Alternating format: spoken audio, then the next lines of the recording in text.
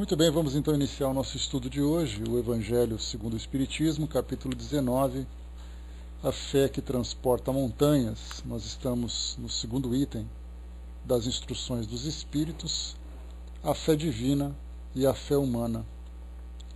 É o último tema que nós vamos tratar desse capítulo, né? Nós abordamos aqui os vários aspectos da fé, né? O poder da fé, a fé religiosa, a condição da fé inabalável, a parábola da figueira seca, vimos aqui a fé, mãe da esperança e da caridade, e agora a gente fala da fé humana e da fé divina, né? Ou fé divina e fé humana. Como nós estudamos durante esse período, abordando esse capítulo, nós trouxemos aqui no início, no primeiro item, a definição do dicionário para o real significado, para o significado da fé. Então nós temos aqui, relacionado no catolicismo, a primeira das três virtudes teologais. E depois, sistema de crenças religiosas, religião. Então nós vemos aqui que pelo dicionário, a definição de fé ela está muito relacionada com esse sistema de crenças, com uma religião. Então, de modo geral, se pergunta, você tem fé? E a primeira imagem que vem é qual é a sua religião, no que você exatamente acredita, e nós ainda não conseguimos compreender a fé, como nós conversamos no último encontro, sobre o estudo do Evangelho. Bom dia, Vivian.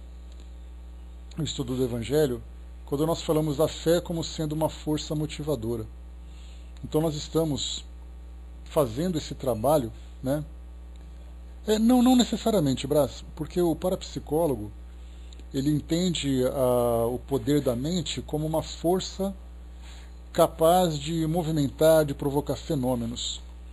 Mas para o psicólogo, não o parapsicólogo, né? Porque a gente lembra que o para é um prefixo que dá para nós o entendimento de algo que é paralelo. Mas o psicólogo ele entende a fé como sendo algo que é um poder interior transformador.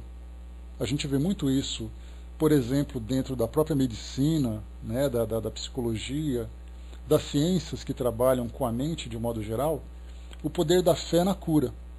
Né? Então você fala assim, quando o médico ou um profissional da área de saúde conversa com o paciente abordando esse assunto de espiritualidade, o médico não tem necessariamente a curiosidade de saber qual é a religião que aquela pessoa tem.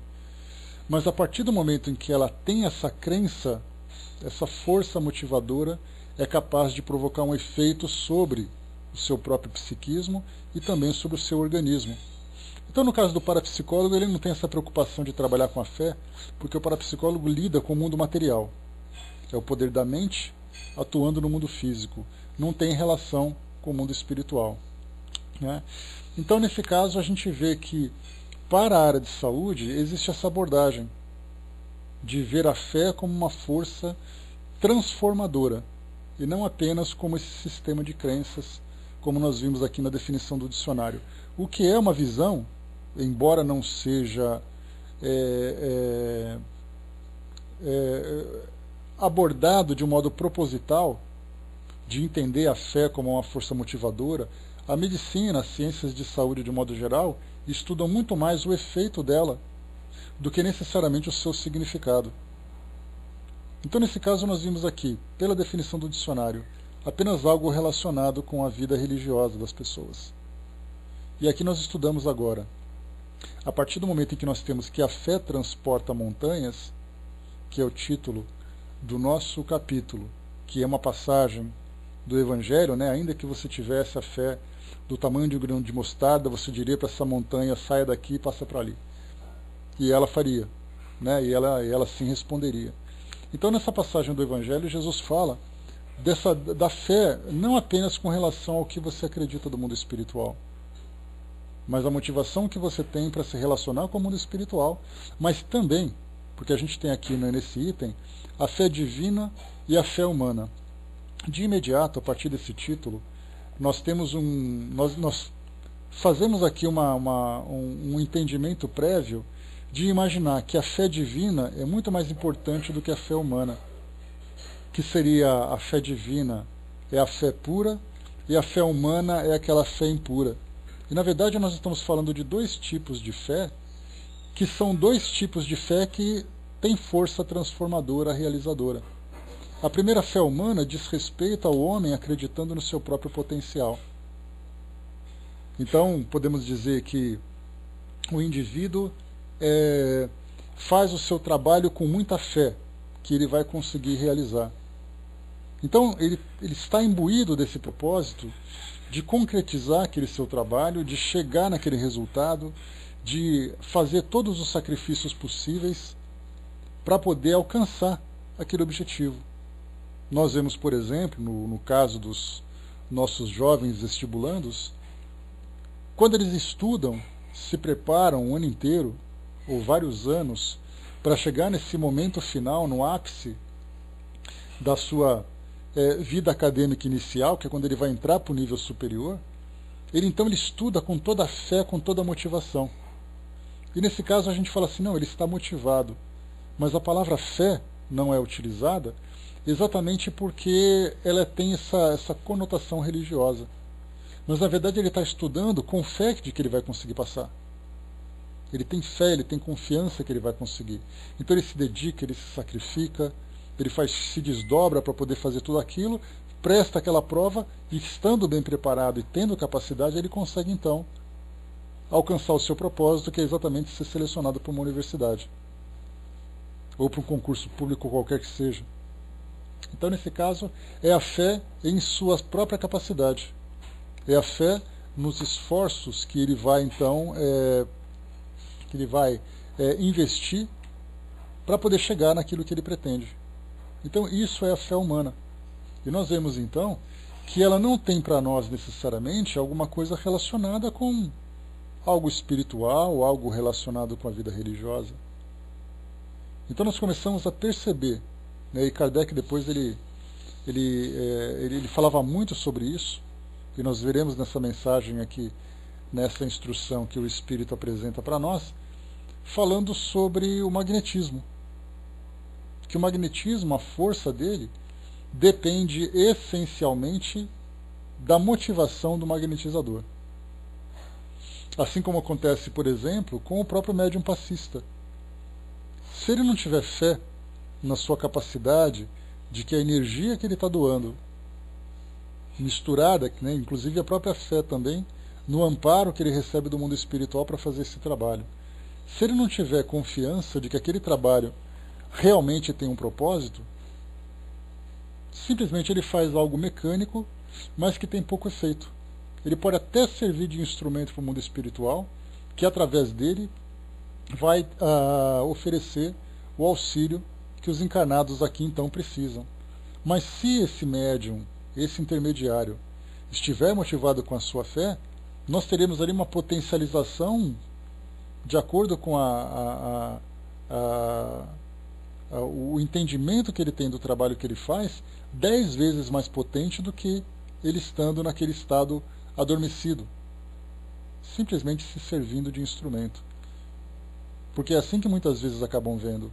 Eu sou instrumento do mundo espiritual. Não, você não é instrumento do mundo espiritual. Você é um colaborador do mundo espiritual. O mundo espiritual faz a parte dele e você faz a sua, pela sua vontade, porque você está doando seus fluidos. Se você tem se você consegue impulsionar essas energias para aquele propósito, nós teremos então um mundo espiritual com um trabalho muito facilitado. Só que muitas vezes nós temos ali os espíritos trabalhando para ajudar aquele que vem buscar ajuda e também para ajudar o médium. Então as energias que eles precisariam dispor para fazer um trabalho, eles têm que dividir para 2, não conseguindo alcançar o propósito, né, ou pelo menos a excelência do trabalho que gostariam de realizar. Por isso então nós vemos que a fé humana, ela nada mais é, bom dia pessoal que chegou, ela nada mais é do que uma força motivadora que existe dentro de cada um de nós. O atleta, o profissional, o estudante, uma pessoa comum, em qualquer situação da nossa vida, se nós não tivermos fé naquilo que nós fazemos, o trabalho por si só acaba desmoronando. por falta de sustentação da própria vontade daquele que realiza. Já no caso da fé divina, já é a relação do homem com Deus, do homem, do encarnado, do ser, da criatura com a própria divindade, com o próprio Criador. E aqui então nós estamos falando, nesse caso agora, na nossa relação com o mundo espiritual. E poderíamos colocar nessa relação os mecanismos intermediários para fazer com que nós alcancemos essa dimensão que ainda para nós é abstrata, mas que não deixa de ser real, que é exatamente essa dimensão espiritual, que é exatamente essa nossa relação com Deus. Então, através das religiões, e aí então elas têm um papel fundamental, embora muitas vezes não cumpram o seu real propósito, né, exatamente porque houve um desvirtuamento das instituições, das escolas religiosas, fazendo com que o homem busque uma felicidade no mundo material através da satisfação, sem fazer com que ele se espiritualize, embora utilize, né, aquela aparência, aquela máscara de espiritualidade, ele não cumpre esse papel.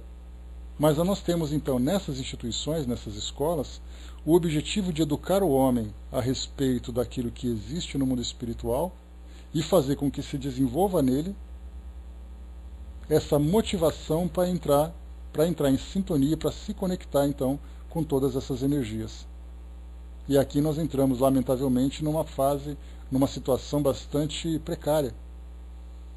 Porque então, ou nós acreditamos cegamente, porque infelizmente aquilo que é transmitido para nós não se sustenta nas nossas bases lógicas e racionais, né? Então fica cega, ou simplesmente nós deixamos de acreditar exatamente por não alcançarmos, através da nossa lógica e da nossa razão, as respostas e o entendimento que nós desejamos. Então, nesse sentido, nós temos ali a fé divina e a fé humana. Temos um entendimento precário nos dois ambientes, nos dois sentidos. Na relação com Deus, feito de modo distorcido, e no entendimento, né, do nosso potencial, da nossa capacidade, não explorando exatamente essa força que existe dentro de nós. Porque se nós, através do poder da nossa vontade, a gente lembra sempre que a vontade é, como se diz poeticamente, ela é a força mais poderosa que existe no universo. Deus criou o universo através da vontade. Todas as realizações que existem no mundo acontecem pela vontade. Em todos os sentidos, seja de uma forma positiva ou de uma forma negativa, seja para alcançar os objetivos individuais ou objetivos coletivos. Então, pelo fato de nós não sabermos explorar esse nosso potencial, e aí a gente lembra, por exemplo, nesse caso da fé humana, aquele livro que a gente comenta sempre com frequência, né, O Segredo, fala da vontade do indivíduo para alcançar o seu objetivo. E de fato, quando nós falamos nesse segredo, a força da mente ainda é para nós algo muito misterioso e algo muito pouco explorado. Nós temos hoje vários tipos de mecanismos, né, de sistemas de motivação, de autoajuda, de incentivo, né, que isso é aplicado, inclusive, dentro desse ambiente da psicologia, em todas as situações. Nós temos atletas, por exemplo, quando eles se preparam para uma competição, já não é simplesmente um preparo físico e técnico, existe também um preparo mental. Eu me recordo, na época de faculdade, né, eu estudei educação física, comecei a estudar educação física, e aí então nós tínhamos aula de psicologia. E aí, para aquele bando de jovens entrando na faculdade e tudo mais, vivendo aquela vida universitária que era uma coisa nova, então, na verdade, todo mundo queria dançar, né? No caso das meninas, adoravam dança, era a época da aeróbica, né? Então a aeróbica estava na febre. Então, assim, as meninas, aquele grupo da aeróbica, os meninos querendo jogar bola, tinha cada um fazendo ali o pessoal de luta. Então, percebe-se nessa universidade né, essa diversidade também de interesses e aptidões. E aí então nós tínhamos ali a aula de psicologia, que para nós era aquela coisa monótona, porque ninguém queria ficar sentado numa sala de aula ouvindo falar de psicologia. Todo mundo queria fazer alguma coisa física, já que o que nos levou a estudar aquilo foi exatamente o esporte. Então a prática esportiva para nós era algo mais interessante. Dá para a gente fazer alguma coisa comparada, por exemplo, com o indivíduo que quer conquistar a sua habilitação de motorista e tem que ficar sentado numa sala de aula ouvindo falar sobre leis de trânsito, sobre placas, sobre não sei o quê, enquanto que ele quer sentar no carro e sair dirigindo. Então, naquela aula de psicologia, uma professora muito competente, por sinal, ela então passava para nós todos os efeitos da mente no desempenho de um atleta. Então o atleta ele precisa superar inicialmente o seu próprio medo de fracassar. Depois superar a pressão de ter que vencer, superar as suas próprias limitações, superar depois a concorrência que ele vai enfrentar. Então nós começamos a abordar os diversos aspectos psicológicos do desempenho do atleta. E aí nós vimos como é difícil fazer essa mudança e depois começamos a ver na prática. Vendo, por exemplo, a seleção brasileira de voleibol, a seleção brasileira de futebol, esses fracassos que acabam aparecendo, as conquistas também que foram surgindo, o profundo trabalho mental que esses atletas precisam fazer para poderem se superar e alcançarem aquilo que precisam. Nós vemos, por exemplo, também, né, Dudu falou que fez atletismo, então, quer dizer, tinha aquela coisa de fazer aquele trabalho, né, respira, fica com, tem confiança no seu preparo, todo aquele bate-papo, né? Então, muitas vezes o técnico do atleta, ele é ali o segundo pai, o grande psicólogo para dar aquela motivação. Nós vemos isso muito hoje também, né? Bom dia, pessoal que chegou. Nós vemos muito isso também. Né? Pois é, Brás, nós vemos também junto aos artistas, né, que infelizmente é algo que demorou muito para entrar nessa área da arte, na área artística. Né? Então nós tínhamos ali cantores, nós tínhamos atores, vários profissionais dessa área que, não tendo esse preparo psicológico, o momento da sua apresentação era, na verdade, um momento de tortura, porque ele gostava de fazer aquilo. Mas enfrentar depois, né, a opinião pública, enfrentar todo aquele ambiente era algo muito difícil. Você ficava se questionando, muitas vezes até se depreciando, né? Pois é, mas até o primeiro passo, mas em vez de você se preparar antes para poder entrar já motivado, você vai no Seja Que Deus Quiser e vê como é que fica. E felizmente as coisas podem dar certo, né? Mas muitas vezes não dão por falta desse preparo. Pois é, dá para imaginar esse sofrimento, né? E se tivesse aquele trabalho psicológico de conversar, de mostrar para você, né, todo aquele incentivo e tudo mais, é esse trabalho mental que nós temos hoje. Dentro do ambiente profissional, nós temos hoje um novo segmento chamado de coaching, né? Vocês já devem ter ouvido falar. É aquele profissional que trabalha mentalmente os indivíduos para a sua profissão, para a atuação no mercado de trabalho. Então hoje é muito comum e cobram caro por isso, né? Nós temos aqueles... antes era livros de autoajuda. Então você tinha aquele livro psicológico para o indivíduo lidar com seus próprios conflitos, com suas próprias dificuldades, com seus próprios medos. Depois começou a se especializar. Aí chegou no coaching, naquela parte profissional, em que ele fala exatamente sobre a motivação que o indivíduo tem para alcançar o sucesso. Então, olha hoje como a humanidade tem lidado com isso, falando sobre essa grande motivação, que nada mais é do que a fé. Só que quando nós falamos em fé, nós falamos, como eu disse para vocês no início, nós falamos de alguma coisa relacionada com a vida religiosa. Então você não vai dizer assim, olha, nós estamos aqui para trabalhar a fé de vocês na sua própria capacidade. Pois é, mas você sabe o que acontece também, Brás?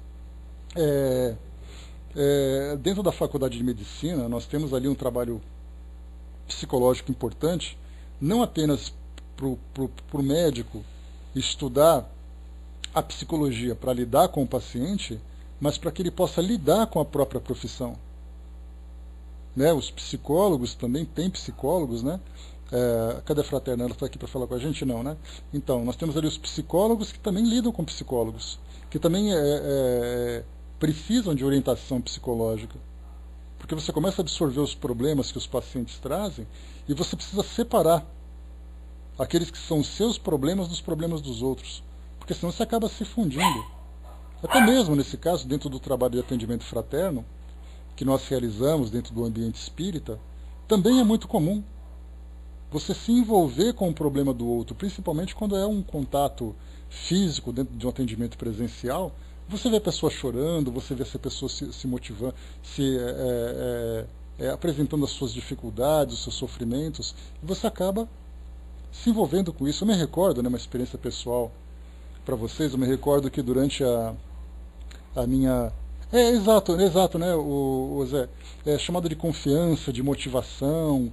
Então eles dão vários nomes, né, mas que na verdade nós estamos falando da fé, que é um elemento que pertence ao próprio indivíduo, mas que ela precisa ser trabalhada, para que a gente possa alcançar todo o nosso potencial. Né? Então, mas eu já volto nesse assunto.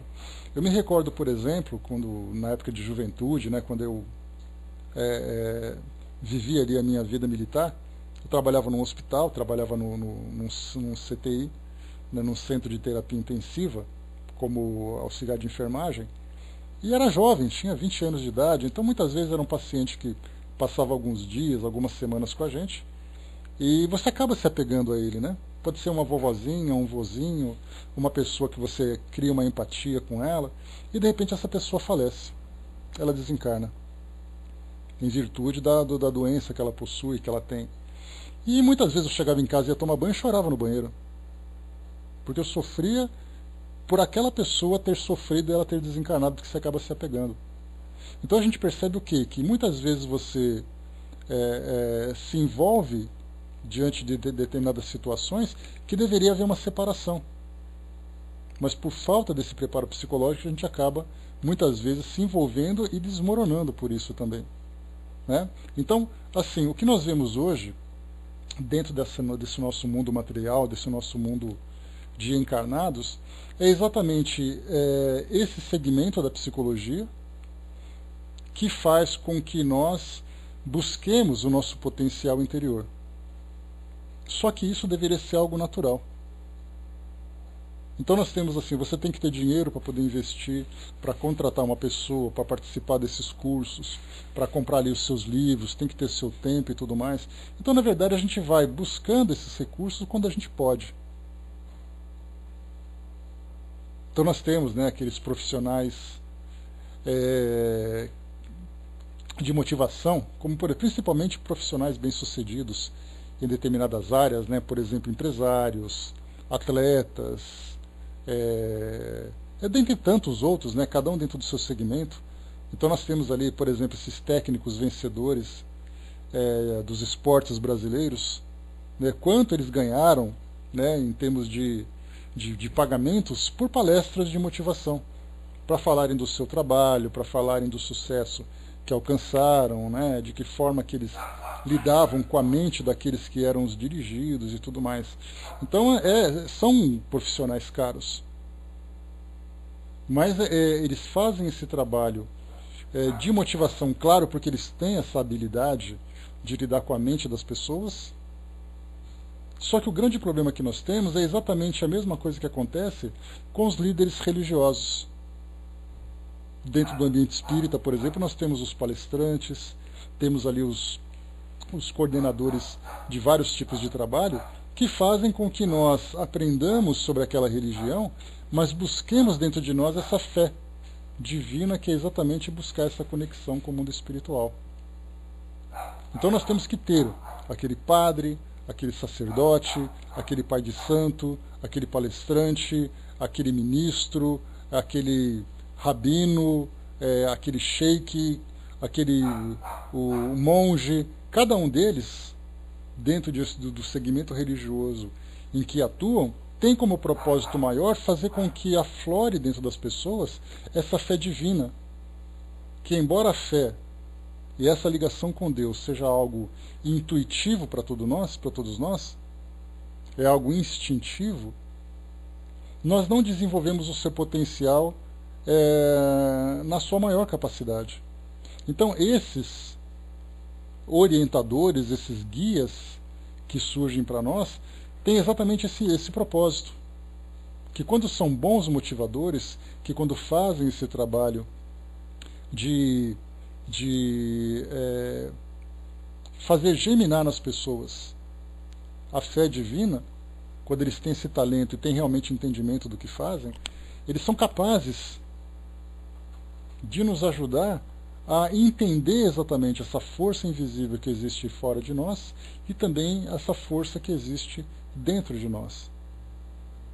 Mas a pergunta é, se todos nós somos criaturas e temos essa conexão, nós precisamos de alguém que nos mostre como alcançar esse propósito? Infelizmente precisamos, porque nós ainda não entramos naquela área de autoconhecimento. Não conhecemos o nosso potencial, nós muitas vezes nem sabemos quem nós somos. Olá, fraterno, você estava quietinho aí, falei de você, não tinha visto aqui seu nome na nossa relação. Então, nós ainda não compreendemos, né, o nosso grande potencial. Então nós não sabemos, primeiro, nos relacionarmos com Deus, se nós não tivermos aqueles que falam para nós sobre Deus, sobre a filosofia, nos ajudar nesse entendimento dessa realidade espiritual que nos envolve, da qual nós fazemos parte também, nós ficamos simplesmente desorientados. Ficamos desejando nos conectarmos com Deus sem saber como fazer. Exatamente porque nós ainda, dentro desse campo espiritual, nós somos ainda muito infantis. Nós precisamos, como acontece com as crianças, em que os pais, os professores, os orientadores, evangelizadores principalmente, têm que pegar na mão e falar assim, olha, vamos fazer uma prece para falar com Deus. Vamos entender o mundo espiritual. Então nós, muitas vezes até mesmo como adultos, como já tendo uma idade de bastante experiência, nós ainda precisamos desses que mostram para nós como falarmos com Deus. E aí então nós, claro, depositamos toda a nossa confiança de que aquele que está nos orientando também sabe fazer isso. A gente pelo menos aposta nisso, né? Porque do contrário, como é que a gente vai? Será um cego guiando outro cego? Mas na pior das hipóteses, na terra de cego, quem tem um olho é rei, né? Como diz o ditado. Então nós ainda não compreendemos esse grande potencial que temos de nos conectarmos com Deus de uma forma natural. E não precisando necessariamente de um processo educativo, de um processo transformador. Isso faz parte da nossa evolução. Mas essa força que existe dentro de nós, ela não é criada, ela não é depositada, transferida. Ela é simplesmente desenvolvida. Nós já nascemos conectados com Deus. Apenas fazemos com que ela se expanda cada vez mais, esse entendimento se expanda cada vez mais, e nós então vivemos isso de uma forma natural. E com relação à fé humana não é diferente disso. A força criadora que existe dentro de todas as criaturas é um potencial que nós sequer imaginamos. É um potencial construtor, é um potencial destruidor, quando mal utilizado, ou utilizado de uma forma desequilibrada. Mas ele é uma força criadora. E aí então nós utilizamos desses recursos que são desenvolvidos gradualmente dentro do nosso mundo, de palestrantes, de terapeutas, de profissionais diversos dessa área que trabalha com a nossa mente, de fazer com que nós busquemos dentro de nós ou encontremos dentro de nós essa força que já existe. Sendo que nós poderíamos fazer isso naturalmente pelo simples fato dela já existir dentro de nós. Mas como nós não nascemos pronto, nós temos que nos aperfeiçoar gradualmente. Só que para isso nós temos aquele detalhe. Qual é a motivação que nós temos para encontrar motivação dentro de nós? Pode parecer redundância, mas não é. Porque para que eu possa fazer essa viagem interior, de fazer com que desenvolva em mim essa grande força criadora, eu tenho que ter um propósito. Para que eu vou fazer isso? Daí então nós temos dois elementos importantíssimos que nós consideramos muitas vezes como algo negativo, porque nós aprendemos isso como sendo algo negativo, porque nós pensamos assim, bom, espera que me fugiu o que eu ia falar agora. Assim, né, dois elementos que nós consideramos negativos. Nós aprendemos então que a humildade, a caridade, a fraternidade, o amor, é tudo coisa positiva. Já quando nós falamos em orgulho, em vaidade, em ambição, tudo isso é coisa negativa. Mas e se o homem não tivesse ambição? Que motivação ele teria para criar, para construir, para transformar alguma coisa? Se ele não tivesse orgulho daquilo que ele faz, ou daquilo que ele é, que motivação ele teria para se aperfeiçoar cada vez mais? No caso da vaidade, por exemplo, se ele não tivesse a vaidade dentro dele, por que ele se cuidaria, tentando se melhorar na sua aparência, na sua condição? Então nós percebemos que essas forças, se elas existem, elas fazem parte desse tempero divino, desses ingredientes que hoje compõem a nossa personalidade. O problema do sal não é um sal em si, mas é a quantidade com que ele é utilizado. O açúcar é a mesma coisa, o açúcar não é prejudicial. Ele é prejudicial pela forma que ele é utilizado. A gordura é a mesma coisa, o nosso corpo precisa da gordura, mas quando ele é mal utilizado, ele começa a fazer mal. Traz problemas cardíacos, problemas digestivos, problemas metabólicos. Então tudo isso está aqui à nossa disposição. A natureza nos ofereceu. Né? Mas não é uma coisa que é natural para nós, fraterna? É uma simples questão de percepção. Imaginemos os homens, claro que quando nós falamos sobre o egoísmo, sobre o orgulho, sobre a vaidade, né? A mesma coisa, a gula nada mais é do que o excesso de prazer de se alimentar. Mas e se nós não tivéssemos o prazer de se alimentar? Nós simplesmente prejudicaríamos a nossa saúde. Tudo aquilo que para nós é prazeroso é algo que nos estimula a fazê-lo. No caso da sexualidade, no caso das sensações do exercício, onde nós temos ali todas as substâncias, a endorfina e tudo mais. O paladar, o alimento, aquele prazer que nós comemos, o nosso cérebro entra em uma grande tempestade de energias quando nós estamos nos alimentando. Para que nós sintamos prazer na alimentação. Para que nós busquemos a alimentação como algo do qual a nossa saúde depende. Nós precisamos da alimentação. Então não precisamos fazer disso algo sacrificante. Nós fazemos isso de algo prazeroso. Só que o problema é quando o prazer se torna excessivo. E todo prazer excessivo ele traz prejuízo em todas as situações, em todas as áreas da nossa vida. A mesma coisa, tem água, né, Arnaldo? Pois é, Brás, mas é aquela coisa. É aquela coisa, né? Uma pamoinha de vez em quando dá para dar uma abusada, né? Não tem por que não. Então nós temos ali situações diversas. Mas então, falava para vocês sobre essas características da nossa personalidade. Então nós temos o orgulho, a vaidade, o egoísmo, temos ali também a ambição. Então quando nós fazemos uma viagem na história da humanidade, eu sempre gosto de fazer essas viagens, porque para podermos entender o que nós somos hoje, nós temos que entender o que nós éramos e tudo aquilo que aconteceu para que a gente pudesse chegar onde nós chegamos.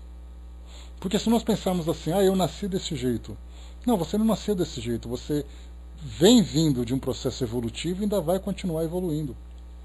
Então quando nós voltamos no tempo, e de um jeito mais prático para nós, é pegar, por exemplo, o Antigo Testamento da Bíblia, não no seu sentido religioso, mas no seu sentido histórico, nós veremos todas as situações em que a humanidade passou naquela região do Oriente Médio para poder chegar onde chegou.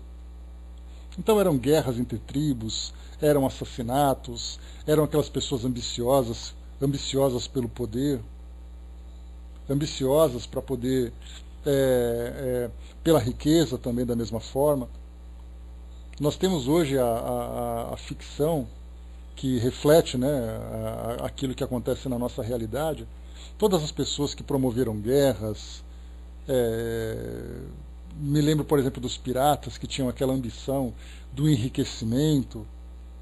Então, na verdade, desde aquele início, quando a humanidade começou a se desenvolver numa condição civilizada, nós encontramos essas distorções, porque essas motivações da ambição, da ganância, do orgulho, do egoísmo, da vaidade, elas foram utilizadas de um modo desequilibrado em virtude do grau evolutivo em que a humanidade se encontrava. Era algo instintivo, primitivo. Mas com o passar do tempo, as coisas foram se modificando, e embora ainda nós tenhamos essas motivações que trazem para nós algum tipo de prejuízo, elas estão se transformando em algo positivo. Dá para a gente imaginar, por exemplo, alguém que dizia assim, olha, imaginar Kardec ambicioso. Qual era a sua ambição? Era exatamente fazer com que o conhecimento dos espíritos se difundisse cada vez mais. E ele era um homem perseverante dentro dessa ambição. Então a gente começa a colocar uma característica negativa em algo que pode ser visto de uma forma também positiva. Então tudo isso que nós estamos trazendo agora, dessas grandes motivações, desses grandes impulsos que nós vivemos na nossa vida, é exatamente para entender que, daquela frase que eu coloquei para vocês, para a gente encontrar motivação interior, a gente precisa ter motivação exterior. Eu preciso olhar à minha volta e desejar alguma coisa. Então, se eu quero conquistar um determinado espaço na sociedade onde eu vivo, eu tenho que ter motivação para brigar pelo meu espaço. Eu tenho que ter motivação para poder transformar, para poder sacrificar, para poder enfrentar as dificuldades, os obstáculos, as limitações. Então eu encontrei uma motivação exterior para buscar em mim essa motivação interior. Se nós pegarmos uma referência como Jesus, ele era um homem que ele veio já motivado, pronto para isso. Porque a sua fé divina, o entendimento que ele tinha a respeito de Deus, a respeito de tudo aquilo que nós, na condição de criaturas, vivemos nessa relação com o nosso Criador, ele então utilizava, a partir da sua fé divina, toda a sua fé humana. Porque ele fazia com vontade e com convicção. Ele não pensava em fazer alguma coisa, ele decidia o momento em que ele ia fazer e o jeito que ele ia fazer, porque ele já conhecia o seu potencial. Ele não vai dizer assim, eu vou tentar fazer, ele vai dizer, eu vou fazer.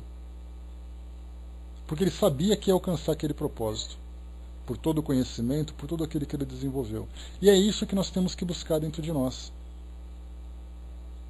Para que a gente possa, algumas vezes, ou de todas as vezes, para alcançar uma grande realização, a gente tem que se perguntar do porquê das coisas. Se nós temos uma motivação exterior aqui do mundo material, isso para nós pode ser bastante importante.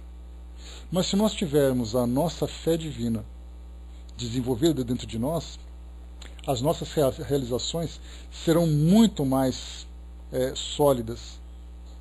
Porque eu faço já pensando em todas as consequências que aquilo vai me alcançar, que aquilo vai me atingir.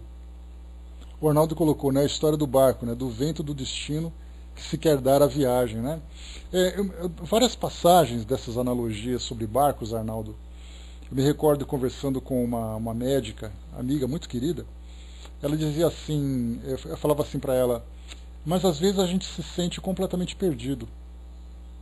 A gente não sabe para onde ir diante das situações em que a gente acaba enfrentando alguma dificuldade, alguma transformação. E ela falava assim, olha, você pode até não saber para onde ir, mas só o fato de você estar flutuando já é algo positivo. Porque a partir dali é só você traçar a sua direção. O problema é quando o seu barco começa a afundar. Aí a coisa começa a ficar mais complicada. E ela falava assim, o barco afundou? Eu falava, não. Ele falou, então vamos trabalhar para esse barco continuar. E nós temos aquela outra passagem também, que, se eu não me engano, foi atribuída a Sócrates, não me recordo. Ele dizia assim, como é que é a história do vento? Alguma coisa dizendo assim, não importa a força do vento se o barco não sabe para onde vai. Algo mais ou menos nesse sentido. Se vocês lembrarem da passagem certa, traz para mim, por favor. Então é mais ou menos nesse sentido. Então começa primeiro. Você está em condições de navegar? Sim, já é algo significativo. Segundo, você sabe para onde você vai? E aí, se você sabe para onde você vai, basta você direcionar suas velas e controlar o seu leme. E se não tiver vento suficiente, que você tenha coragem e condições para poder remar. Então é tudo isso que a gente começa a fazer essa análise da força da nossa mente. Então nós fazemos assim, qual é a sua ambição? A minha ambição é ficar rico. Então, a partir da sua fé humana, você vai trabalhar intensamente para poder aquele objetivo. Eu desejo entrar na faculdade. Então a sua fé humana vai fazer com que você trabalhe intensamente para poder estudar e passar no vestibular. Eu tenho ambição para isso, eu tenho motivação, eu tenho desejo daquilo, então a gente vai trabalhando todos esses elementos para que a gente possa trabalhar a nossa mente para esse propósito. Mas como vocês percebem, tudo isso diz respeito aos nossos interesses humanos, aos nossos interesses do mundo material. Eu quero enriquecer, eu quero fazer a minha faculdade, eu quero comprar tal coisa, eu quero fazer a viagem dos meus sonhos e eu estou motivado para isso. Eu vou trabalhar, eu vou guardar dinheiro, eu vou fazer meu planejamento, vou arrumar um patrocínio, não sei. Mas eu quero fazer isso.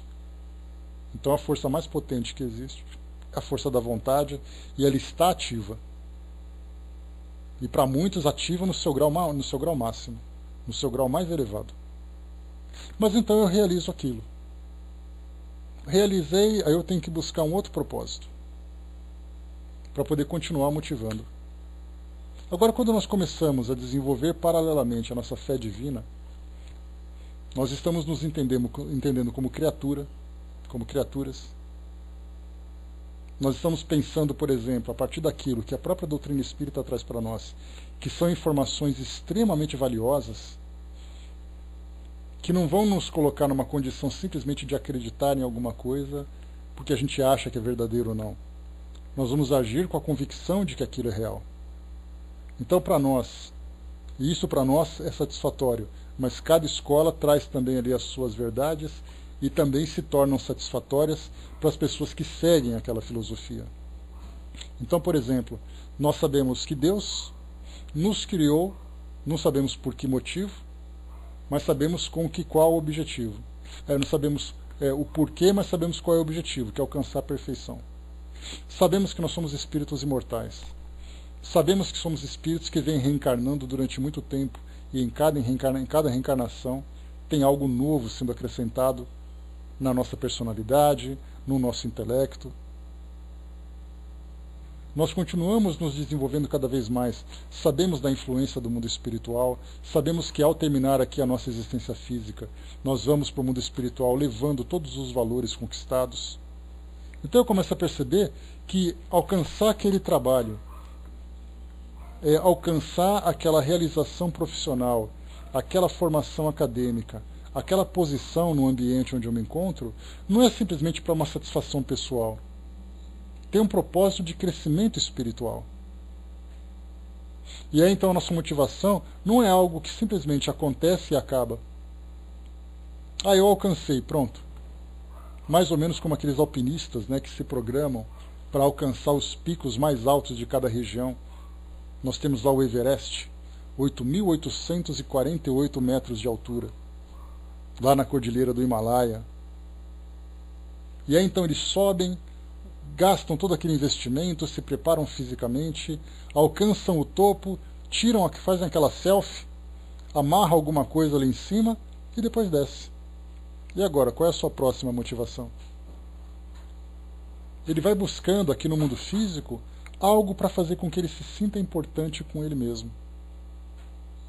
Mas quando nós começamos a nos ver como espíritos imortais, nós percebemos que essas conquistas que nós temos aqui são conquistas ligadas apenas à nossa presença aqui no mundo. É claro que para ele vai conquistar alguma coisa. Aquela conquista para ele fez com que ele tivesse força de autossuperação, de coragem, que quando essa força for voltada para o seu real propósito, ele já estará pronto para isso. Aí então é aquele indivíduo que ninguém segura. Ele conseguiu ter força, desenvolver a sua vontade, só não sabe aplicar de uma forma adequada, mas ela está sendo ali poupada, está sendo armazenada, está carregando as baterias. No momento em que sua mente for bem esclarecida, ele está pronto para fazer com que aquela realidade que despertou para ele seja vivida na sua forma mais intensa e mais produtiva. O Arnaldo colocou, né? Penso que toda dificuldade é uma forma e oportunidade de nos autodescobrirmos e promover ou não a autossuperação. Por coincidência, Arnaldo, ontem eu estava assistindo a um programa que foi falada uma frase muito parecida com essa, que foi dita assim: é no momento de maior dificuldade que o indivíduo se conhece, porque ele não tem o aplauso de ninguém e ele não tem a admiração de ninguém. No momento em que ele está passando pela dificuldade, é ele com ele mesmo. É aí então que ele vai saber quem ele é. Porque no momento em que ele está naquela condição assim, eu estou bem, estou cheio de amigos, estou cheio de bajulação, todo mundo me admirando, então ele se acha. Mas no momento em que ele cai, em que ele se encontra na situação mais difícil, é ele com ele mesmo.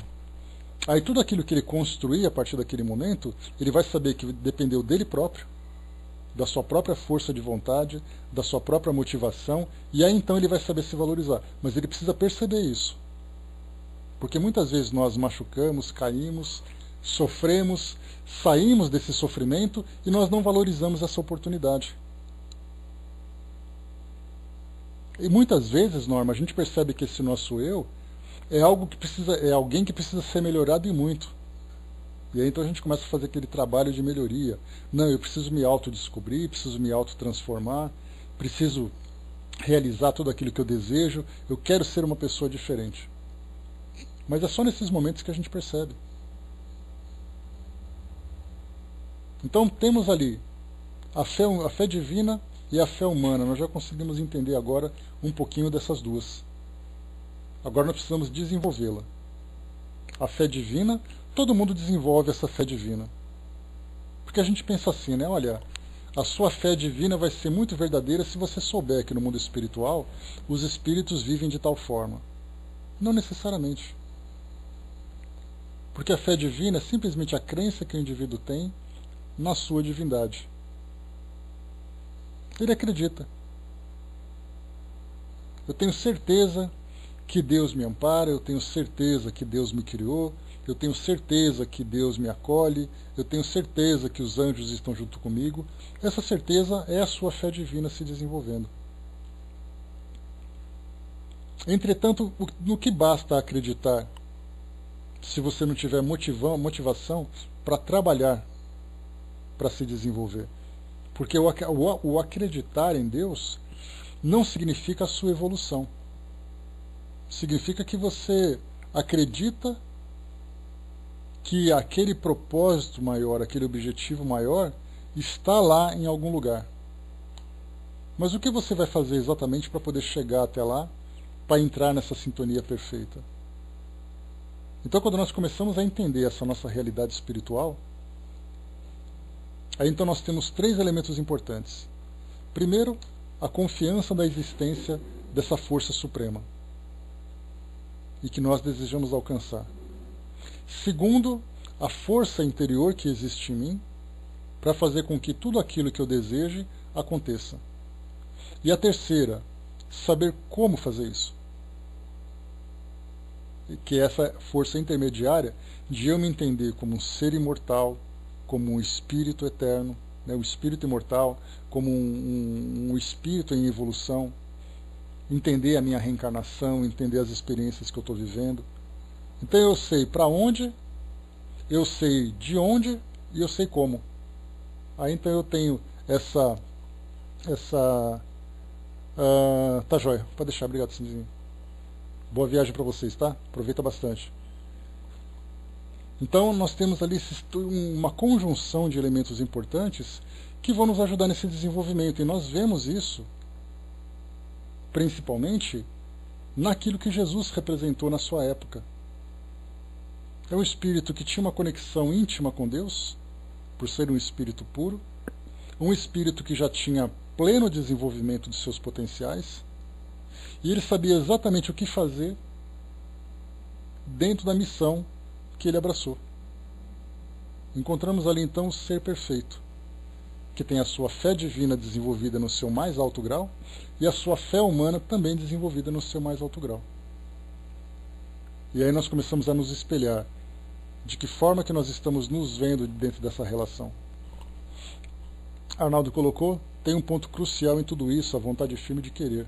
O interessante é que pensamos na fé para produzir coisas boas, e os maldosos a utilizam a vontade para a produção do mal. Como eu falei para vocês, a motivação que nós temos, né, a ambição de fazer alguma coisa, depende muito das características de cada um.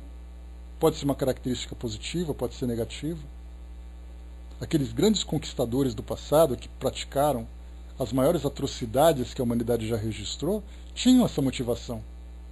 E realizaram. Só que realizaram de uma forma negativa. Embora, a gente lembra sempre que o negativo, ele é visto a partir da nossa perspectiva. Porque a lei de destruição, como nós já aprendemos, a destruição é do nosso ponto de vista. Do ponto de vista superior, é visto como uma transformação, em que você precisa destruir um sistema para construir um sistema novo. E para isso, de acordo com o grau de entendimento da humanidade, vem com um chacoalhar muito grande.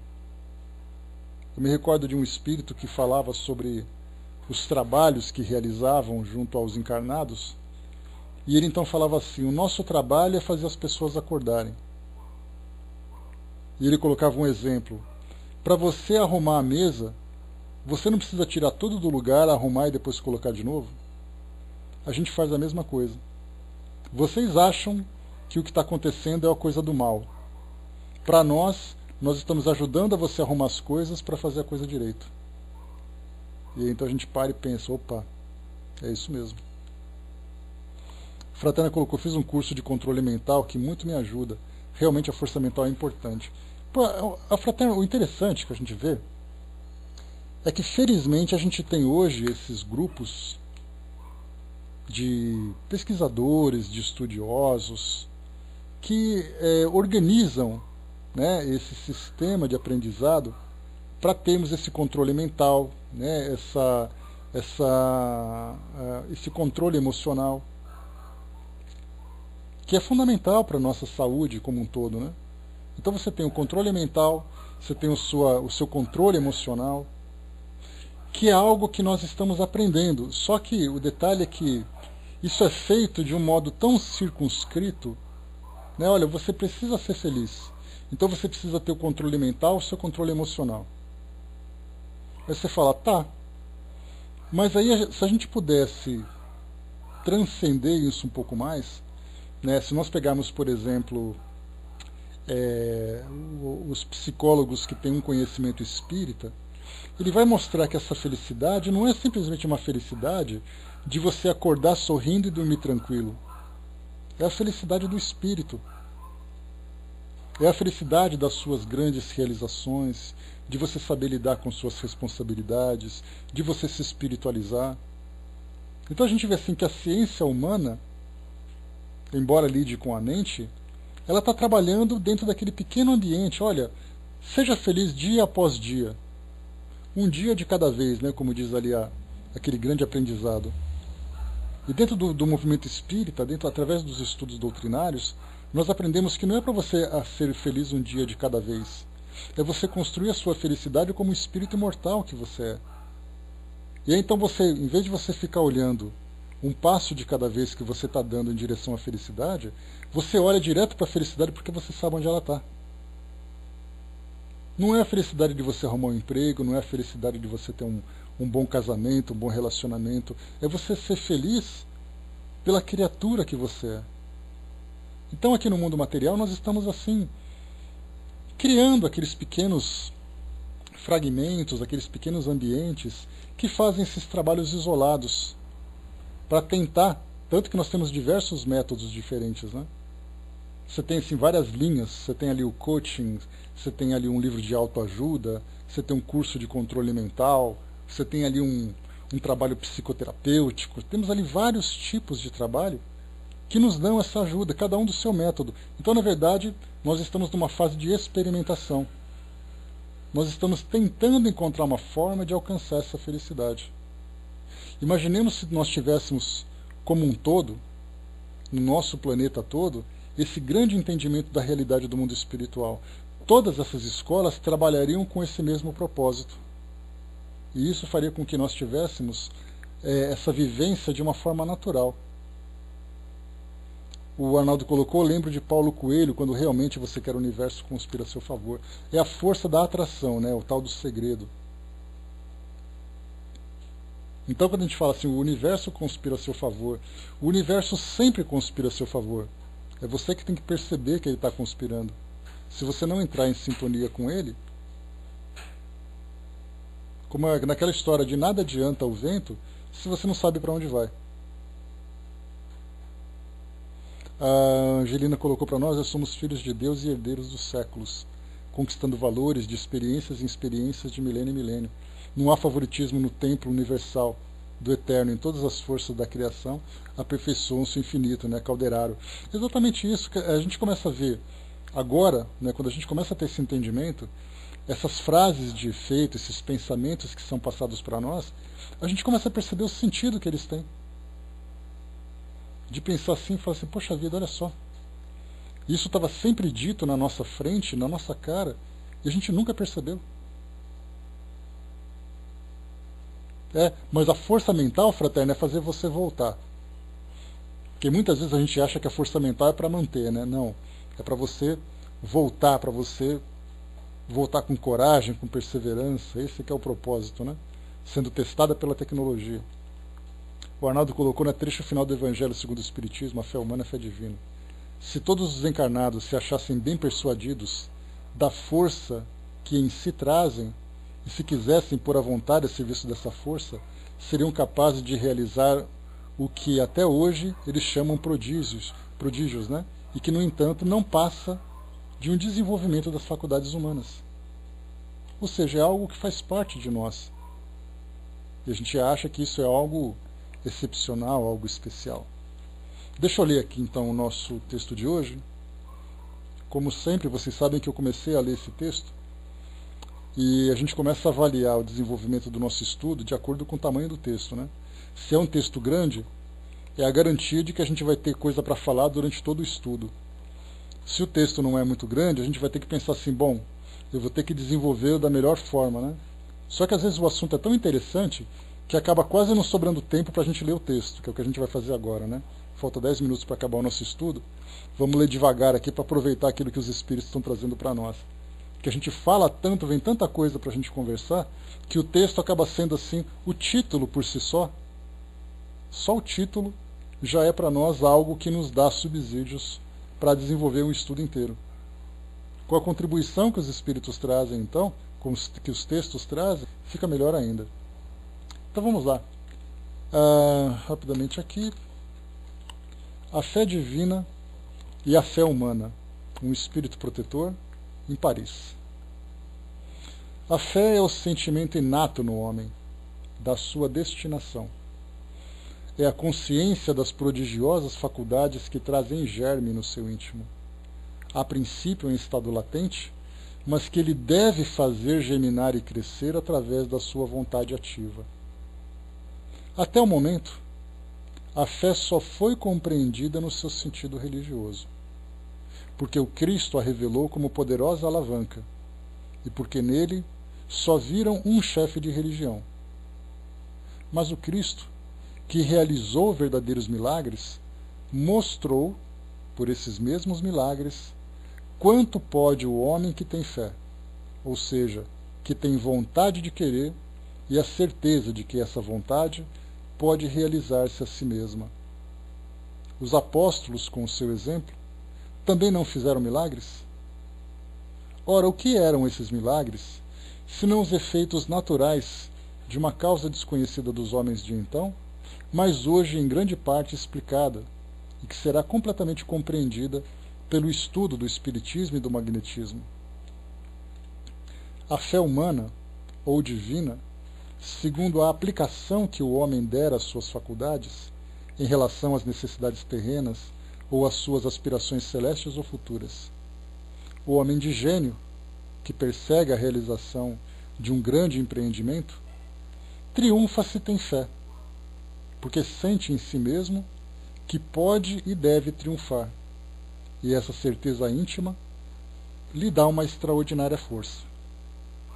O homem de bem, que crendo no seu futuro celeste, quer preencher a sua vida com nobres e belas ações, tira da sua fé, da certeza da felicidade que o espera, a força necessária, e ainda nesse caso se realizam os milagres da caridade, do sacrifício e da abnegação. Por fim, não há mais inclinações que, com fé, não possam ser vencidas. O magnetismo é uma das maiores provas do poder da fé, quando posta em ação. É pela fé que ele cura e produz esses fenômenos estranhos que antigamente foram qualificados de milagres. Eu vos repito, a fé é humana e divina. Se todas as criaturas encarnadas tivessem suficientemente persuadidas da força que trazem consigo e quisessem, por a sua vontade, a serviço dessa força, seriam capazes de realizar o que até hoje chamais de prodígios, e que é simplesmente, senão, um desenvolvimento das faculdades humanas. Quando Jesus disse que a fé transporta montanhas, a gente sempre leva isso para o lado religioso e nunca nas capacidades das nossas realizações. Por isso, então, entendamos que a busca por Deus e a motivação para as grandes realizações são dois elementos que já existem em nós. Fazem parte da nossa constituição. E nós temos vários tipos de forças atuando dentro de nós para desenvolvermos esses dois elementos. Como nós colocamos aqui alguns, nós podemos ter, por exemplo, a ambição, a ganância, que são forças ainda presentes, nas mentes ainda primitivas. Mas nós temos a força do amor, da caridade, da fraternidade, que são forças importantes desenvolvidas nas mentes que estão se desenvolvendo, que estão nesse processo de crescimento.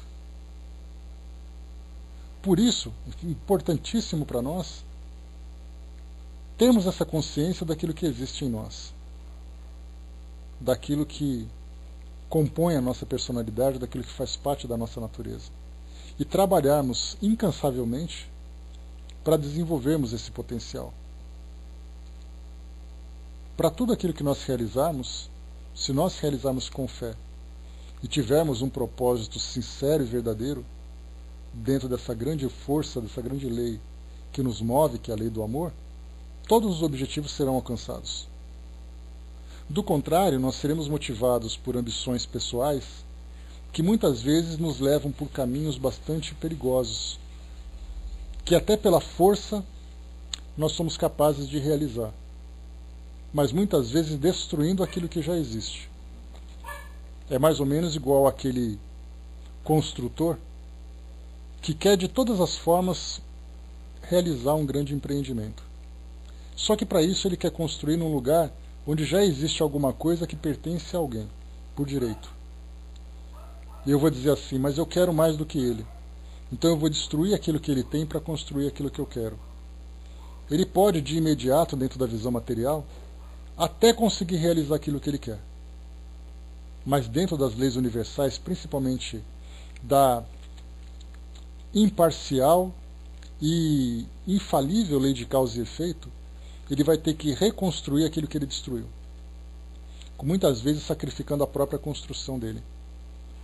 Então, se nós queremos alguma coisa, e nós trabalhamos com motivação para alcançar isso, nós temos que pensar sempre no resultado positivo desse nosso investimento, desse nosso empreendimento. Fazer por uma satisfação pessoal, hoje eu tenho oportunidade de fazer, porque eu naturalmente atraio as forças que conspiram a meu favor, à minha volta. Mas se eu não souber fazer um bom investimento, eu vou causar um abalo, uma grande agitação na lei de causa e efeito, e que depois eu vou ter que recompor. Eu vou ter que colocar as coisas de volta. E aí então eu serei forçado, através de um impedimento que foi imposto, a trabalhar com todas as limitações e restrições, simplesmente para concentrar todas as minhas forças na reconstrução daquilo que eu destruí. Então eu tenho uma ambição que eu quero alcançar de todos os jeitos e eu não me importo com aquilo que vai acontecer com os outros. Eu posso até fazer isso. Mas no momento em que eu me deparar com a lei de causa e efeito, e aí então eu vou ter que voltar, recolocar tudo de volta, com o impedimento de que por mais força que eu faça, eu não vou conseguir alcançar. Porque por mais que essa força universal conspire a meu favor, eu estarei preso aos compromissos negativos que eu assumi. Então eu vou dizer assim, olha, eu quero porque quero alcançar tal coisa. Você não vai alcançar enquanto você não se desamarrar daquilo que você lamentavelmente alcançou anteriormente, que tinha um propósito egoísta, um propósito pessoal, sem nenhum tipo de respeito a essas leis que nos voltam. Exato, Arnaldo, exato. O pecador é escravo do pecado, e esse pecado para nós são exatamente as nossas ambições, que foram mal construídas. Lembrando mais uma vez, a ambição não é necessariamente algo negativo. A ambição é para nós uma força que nos motiva para alcançar determinado propósito. Então a gente lembra que centros espíritas foram construídos, foram fundados pela ambição positiva daqueles que foram seus fundadores. Qual era a sua ambição? Ajudar as pessoas, difundir essa mensagem. Nós tínhamos ali nós temos tantas e tantas construções em volta do mundo. Eu tenho a ambição de construir a paz no mundo.